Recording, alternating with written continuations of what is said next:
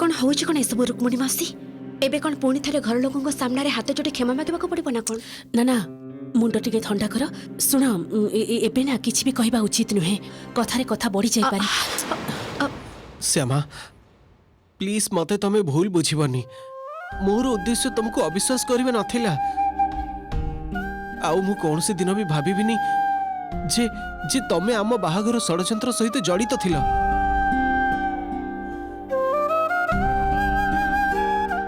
तमे तमे प्लीज मन दुख करिवनी मु मो हृदय भितर एक कथा कहूची एक्चुअली तुमको त्रिलोचन सरकार सहित देखी मु मो मुंडटा ठीक रखी पारिलिनी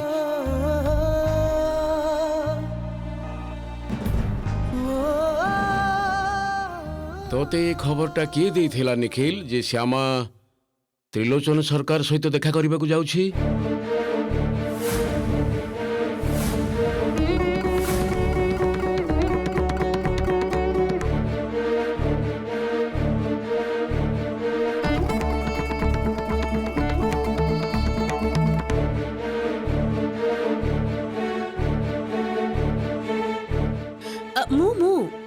मु कहूची बसंत भाई मु खबरटा देइथिली कथा कण कि श्यामा को त्रिलोचन भाई सह कथा होतिबार मु सुनी देइथिली तापरे फोनटा मो हाथ को आनी मु बुझी सारिथिली जे सेपटे त्रिलोचन भाई अछंती मोर मने होथिला जे के जानी जदि श्यामार किछि क्षति हेइ जाय तेणु मु निखिल को खबरटा देइथिली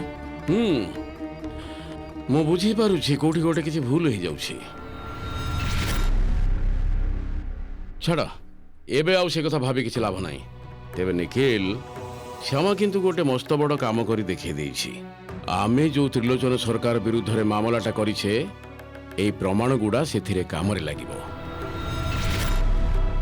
हाँ बाबा मु संगे संगे प्रमाण गुडा नहीं थाना को जाउची आउ श्यामा श्यामा तमे प्लीज एबे एबे भीतर को जाओ बड़ भाउजो तमे प्लीज श्यामा को पई टिके खाइबा व्यवस्था कर दियो आ तमे प्लीज प्लीज किछि खाई नियो मु मु आ कौन से दिन तुमको अविश्वास करिबिनी मु कथा दउची श्यामा को बापा भी तो एठी अछंती निश्चय से भी किछि खाई नथिबे एते दूररु आसीचंती प्लीज प्लीज आपण भीतर को जानतु बड़ भाउज तमे टिके एमान को पई खाइबा व्यवस्था कर दियो प्लीज माँ तमे और श्यामा को ऊपर रागी की रुहनी जो मनुष्य सत्य पथरे चले तमे भी ता पाखरे ठिया हवा उचित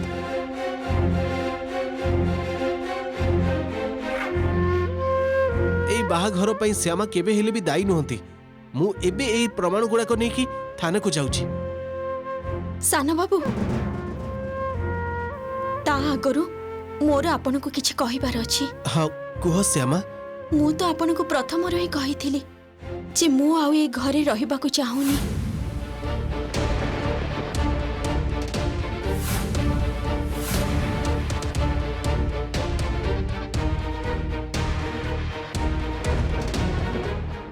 जहा जहा हेची एते सब परे मो मन आउ ए घरे रहिबा को चाहू नाही मोर बारंबार मने होची मो हुए तो ए परिवार पई बांछनीय नुहे हुए तो जबरदस्ती चली आसीची मु न रहिले भी चलिबो मु सब समय सम्मानर सहित बंचिबा को चाहे किंतु ए घरे हुए तो से टिकक भी मो भाग्य रे नहीं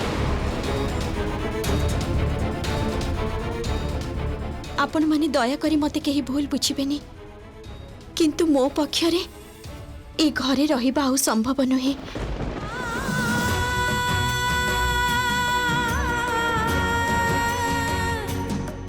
आपण माने बहुत भलरे रुहंतु बहुत आनंद रे रुहंतु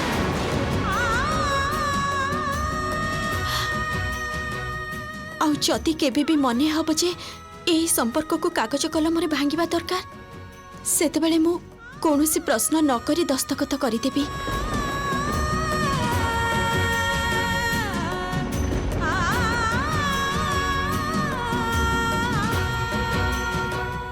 आ प्रति थर मते नहीं किछि ना किछि गंडगोल हो सेटा मु आउ चाहुनी मु मो बाबांक सहित आम गाँ घर को ही फेरी जाउची आ एटा ही मोर निष्पत्ति ना ना साना बोमा ए सब कोन कहछ तमे निखिल निखिल तू किछि कह एमिति भावे श्यामा को चली जीवा को दे ना।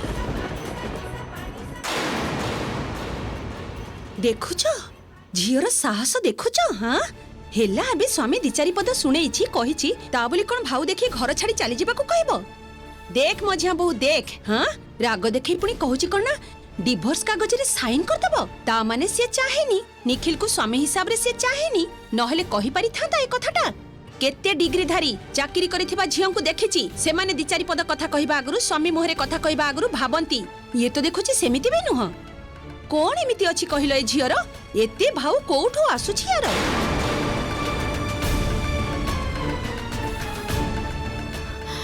मोर आत्मविश्वास अच्छी सासुमा।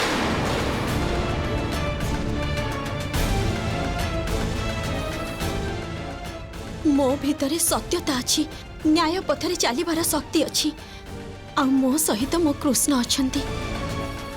बाबा मते क्षमा करिदेबे मु आपणको कथा रखी पारुनी। त्रिलोचन बड़ बाबा मो सहित बाहा करे एई परिवारर शांति को जाली पड़ी पाउंस करदेवाक चाहूथिले किंतु मु तो सेटा हबाकू देई परिबिनी। मु ए घर चली गले ए घरर सब शांति फेरी आसीबो आगरु जेमिति थिला ठीक सेमिति हेई जिवो। ना ना ना ना मारे ये तो कौन कहूचु ये तो कौन कहूचु एटा तो तो घर। हाँ तो शाशु घर माने तोर तो निजर अधिकार। हाँ आ समस्त सामने रे तो सतटा प्रमाणित तो हो गला। प्रमाण तो तो सांगरे अच्छी रे माँ। आ ता छड़ा तू जो गाँ को फेरी जीवु कहूचु माने गाँ रे मु मुह देखेबी केमिति मो एमिति कथा कहे मो मन को दुर्बल करि दियनी बाबा। तमे जदि एमिति भांगी पड़िबो ताहले तो मु भी मोर सब शक्ति हरई देबी। आज मो पाई ए घरे एते अशांति तमे टिके शक्त हो बाबा। तम झियो केबे हेले अन्याय सह्य करेनी आउ करिबो भी नाही। आज मो पाई ए घरे एते अशांति सेई शांति फेरे आनिबार व्यवस्थाटा तो मते ही करबाकू पड़िबो बाबा। दया करी चलो बाबा आमे घरु एबे चली जिबा।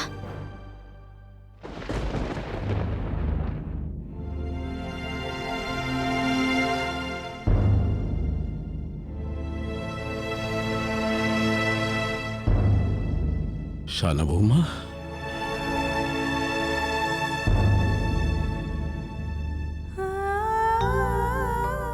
बड़पा श्यामा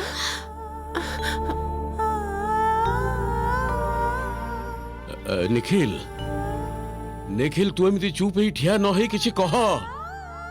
श्यामा को अटका ताकू चली जीवा को दे ना। श्यामा जे प्रचंड अभिमान करिछि सेइटा तू कोन बुझी पारुनो।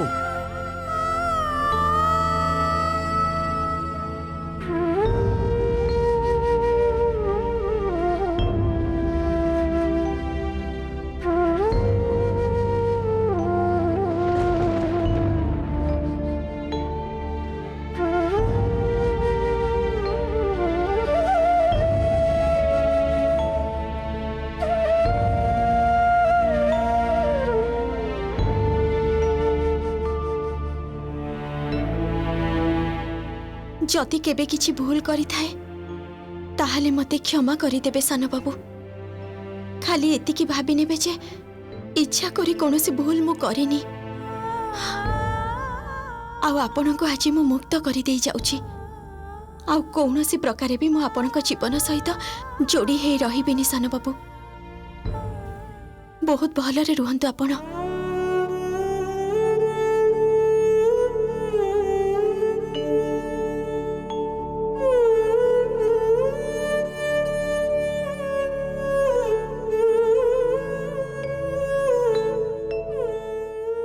आपण भी समस्ते बहुत भलरे रुहंतु।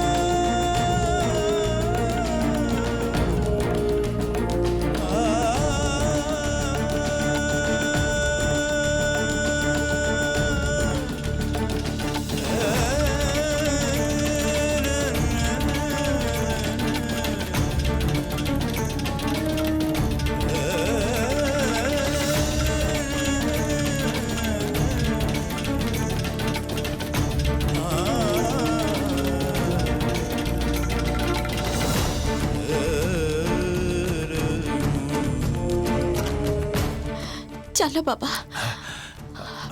हाँ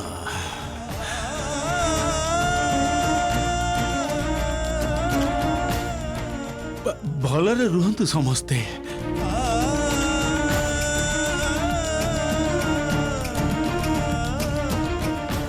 चलो बाबा चलो। हाँ माँ आ जिबा।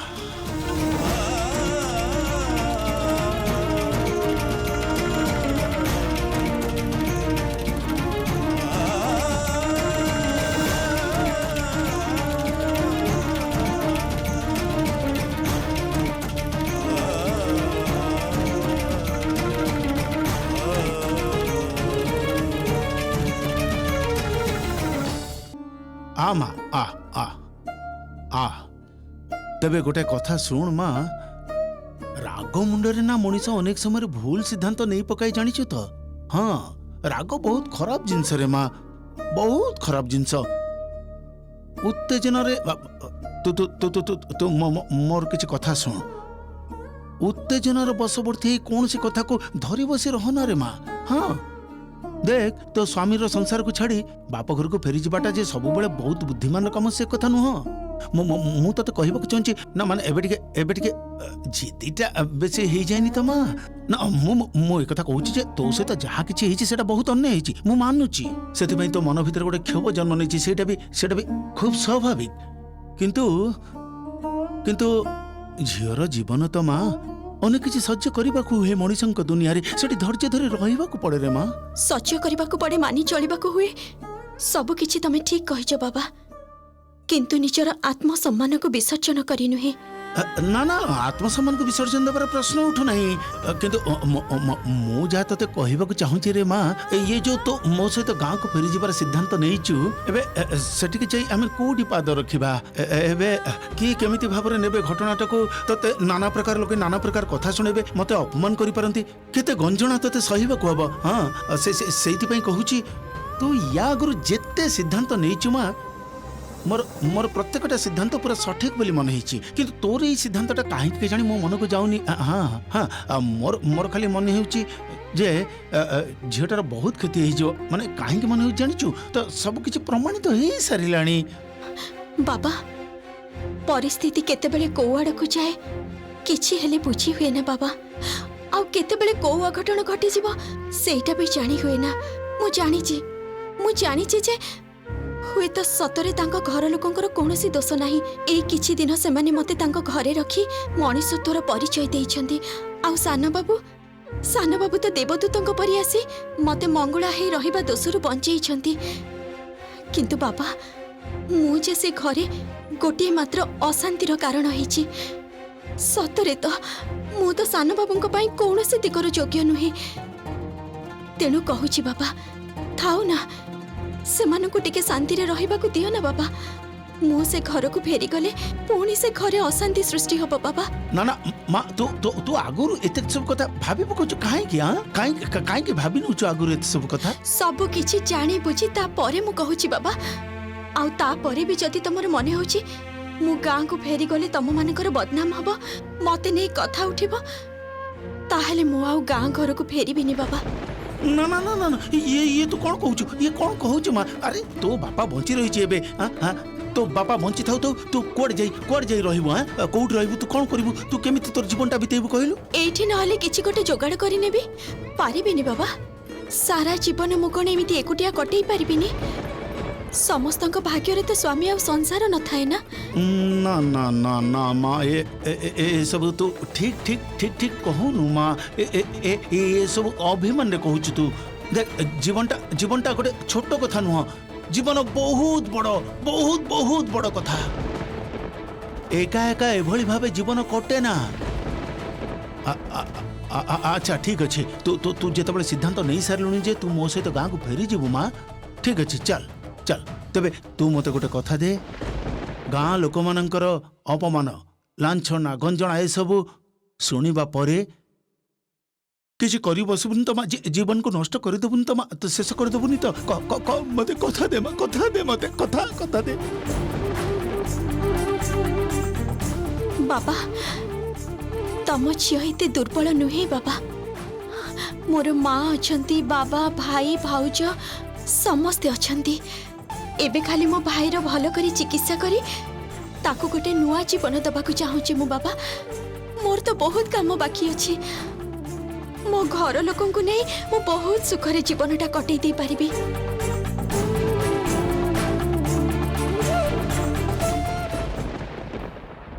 ନିଖିଲ ନିଖିଲ ଏମିତି ଥମ୍ ହେଇ ବସି ରହିବା ଦରକାର ନାହିଁ ବାବା। କାହିଁକି ଏମିତି ମୁହଁ ଶୁଖେଇ ବସି ରହିଛୁ କହିଲୁ? ସେ ଝିଅ ତ ନିଜ ମୁହଁରେ କହିଗଲା, ଶୁଣିଲୁନି? କହିଗଲା ଡିଭୋର୍ସ ଦେଇଦବ। ହଁ, ତା କଥାରେ କଣ କେହି ଦୁଃଖ ପାଏ? ଉଠ ବାବା। ଓହୋ, ଶୁଣ ନା, ସିଏ ତ ଘରର କାହା କଥା ଭାବିଲାନି, ତୋ କଥା ବି ଭାବିଲାନି। ଘରର ସମ୍ମାନ କଥା ନ ଭାବି କହିଦେଲା ନା ଏତେ ବଡ କଥା। ହଁ, ସିଏ ଯଦି ଆଇନ ବାଟରେ ଚାଲିବ, ଆମକୁ ବି ତ ଆଇନ ବାଟରେ ଯିବାକୁ ପଡିବ ନା। ଗୋଟେ ଗାଁର ଝିଅ ହେଇ ଏତେ ଉଦ୍ଧତ, ଏତେ ସାହସ ତାର ଆସୁଛି କୋଉଠୁ? ଆମେ ଆଉ କିଛି କହିବୁନି, ଆମ ପକ୍ଷର ସବୁ କଥା ଓକିଲ ବାବୁ କହିବେ। ହଁ, ଶୁଣ ନା, କହୁଥିଲି ଯେ ତମେ ଓକିଲ ବାବୁଙ୍କୁ ଟିକେ ଫୋନ କଲ, କାଗଜପତ୍ର, ଡିଭୋର୍ସ କାଗଜପତ୍ର ସବୁ ରେଡି କରିବାକୁ କହିଦିଅ। ବାহ ସୁଜାତା, ବାହ, ତମର ଏ କଥା ଗୁଡ଼ା ଶୁଣି ମତେ ଆଜି ତାଳି ବଜେଇବାକୁ ଇଚ୍ଛା ହଉଛି। ଗୋଟେ ଗାଁ ଝିଅର ଔଦ୍ଧତ୍ୟ ଦେଖି ଦେହରେ ନିଆଁ ଲାଗି ଯାଉଛି। ସହର ଲୋକଙ୍କର ମିଥ୍ୟାଚାର ପ୍ରମାଣ କରିଦେଇ ପାରିଛି ତମର ସେ, ଏଇଆ ନା? ସ୍ୱାଭାବିକ, ଦେହରେ ଲାଗିବା କଥା। ଆଉ ତୁମର ପୁଅ ମିଛ ଧାରଣାର ବଶବର୍ତ୍ତୀ ହେଇ ସତରେ ଶ୍ୟାମା ସହିତ କେତେ ବେଶୀ ଅନ୍ୟାୟ କରିଛି ସେଇଟାକୁ ବି ଅତି ସୁନ୍ଦର ଭାବେ ଆଙ୍ଗୁଠି ଦେଖାଇ କହିପାରିଛି ସେ ଗାଁର ଅଶିକ୍ଷିତ ଝିଅଟା। ଦେହରେ ତ ଲାଗିବ। ତମେ ଯଦି ପ୍ରଥମେ ଡିଭୋର୍ସ କଥାଟା ଉଠେଇଥାନ୍ତ ତାହେଲେ ତମର ଏଇ ଗୋଟା ସାଟିସ୍ଫାଇ ହେଇଥାନ୍ତା ନା କ'ଣ? ତାହା ନ ହେଇ ସେ ସାଧାରଣ ଝିଅଟା ତମର ଟଙ୍କା ପଇସା ପ୍ରତିପତ୍ତି ସବୁ କିଛିକୁ ପୁରା ତୁଚ୍ଛ କରିଦେଇ ମୁହଁରେ ଲୁଣ ବୋଳି ଦେଇ ଚାଲି ଯାଉଛି। ସହି ହବ କେମିତି? ଗରିବର ଅହଙ୍କାର ଦେଖି ଦେହରେ ନିଆଁ ଲାଗି ଯାଉଛି, ଏଇଆ ତ? ତମେ ମତେ ଏଭଳି ଭାବେ ଅପମାନ କରୁଛ କାହିଁକି?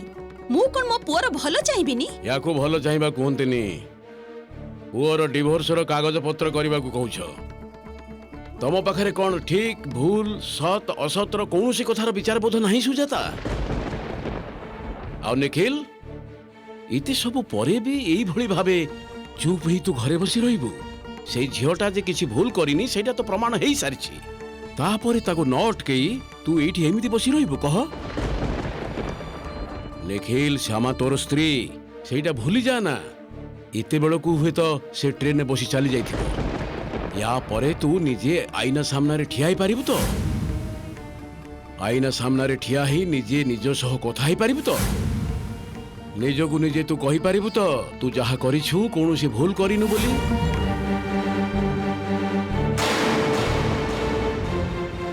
ପାରିବିନି, ପାରିବିନି ବାବା। ଏଇ ଅପରାଧ ମତେ ସବୁଦିନ କଷ୍ଟ ଦବ, ସବୁଦିନ, ପ୍ରତିଟା ମୁହୂର୍ତ୍ତରେ। ତାହେଲେ ତୁ ଏବେ ବି ଏଠି ଏମିତି ଚୁପ୍ ହେଇ ଠିଆ ହେଇଛୁ କାହିଁକି? ବାବା, ବାବା, ମୁଁ ବୁଝିପାରୁନି ମୁଁ ଶ୍ୟାମାକୁ ଯାଇ କ'ଣ କହିବି? ତାଙ୍କୁ କ'ଣ ଏଇଟା କହିବି ଯେ ଏଇ ଘରକୁ ସେ ଫେରି ଆସନ୍ତୁ? ସେ କ'ଣ ଶୁଣିବେ ମୋ କଥା? ମୁଁ କ'ଣ ବୁଝେଇ ପାରିବି ତାଙ୍କୁ ଯେ ତାଙ୍କର ଏଇ ଘରକୁ ଫେରି ଆସିବା ଉଚିତ? ସେ କ'ଣ ଶୁଣିବେ ମୋ କଥା? କାହିଁକି ଶୁଣିବନି? ଯେତେ ସମୟ ନ ବୁଝିବ ସେ ଚେଷ୍ଟା ଜାରି ରଖିବାକୁ ହବ। କାରଣ ଅନ୍ୟାୟଟା ତୁ କରିଛୁ। କ୍ଷମା ମାଗିବାକୁ ହେଲେ ମୁଣ୍ଡ ତଳକୁ କରିବାକୁ ହୁଏ। ତୁ କରିବୁ ସେଇଟା। ତୁ ଯଦି ଅନ୍ତର ସହିତ ଶ୍ୟାମାକୁ ବୁଝେଇ ପାରିବୁ ତାହେଲେ ଶ୍ୟାମା ନିଶ୍ଚୟ ବୁଝିପାରିବ। ଆଉ ଶ୍ୟାମା ଯାହା କହିଛି ସେଇଟା ଅଭିମାନରେ ସେ କହିଛି। କେବଳ ମାତ୍ର ଏଇ ଅଭିମାନ ଯୋଗୁଁ ଶ୍ୟାମାକୁ ତୁ ଏ ଘରୁ ଚାଲିଯିବାକୁ ଦେ ନା। ତୁ ନିଜେ ଭାବି ଦେଖ ନିଖିଲ, ଆଜି ଯଦି ଶ୍ୟାମା ଏମିତି ଚାଲିଯାଏ ତାକୁ ଅଟକେଇ ନ ପାରିବୁ ତାହେଲେ କୌଣସି ଦିନ କେବେ ବି ତୁ ନିଜ ମନକୁ ନିଜେ ବୁଝେଇ ପାରିବୁନି ଯେ ଯାହା ହେଇଛି ଭଲ ହେଇଛି। ଏଇ ଅପରାଧ ବୋଧ, ଏଇ ଗ୍ଳାନି ତତେ ଘୁଣ ପୋକ ପରି ଖାଇବ। ଆଜି କିନ୍ତୁ ମୁଁ ମୋ ମନକୁ କୌଣସି ମତେ ଶାନ୍ତ କରିପାରୁନି। ମୋରି ଘରେ ମୋରି ସାମ୍ନାରେ ଯେ ଏମିତି ଏତେ ବଡ଼ ଗୋଟେ ଅନ୍ୟାୟ ହେଇଗଲା, ଆଉ ମୁଁ ଘରର ମୁରବୀ ହେଇ ସେଇଟା ଠିଆ ହେଇ କେବଳ ଦେଖିଲି, କିଛି ବି କରିପାରିଲିନି। ତେବେ ଗୋଟିଏ କଥା ମୁଁ ନିଶ୍ଚିତ କରିସାରିଛି, ସେଇ ତ୍ରିଲୋଚନ ସରକାରକୁ ମୁଁ କେବେ ହେଲେ ଛାଡ଼ିବିନି।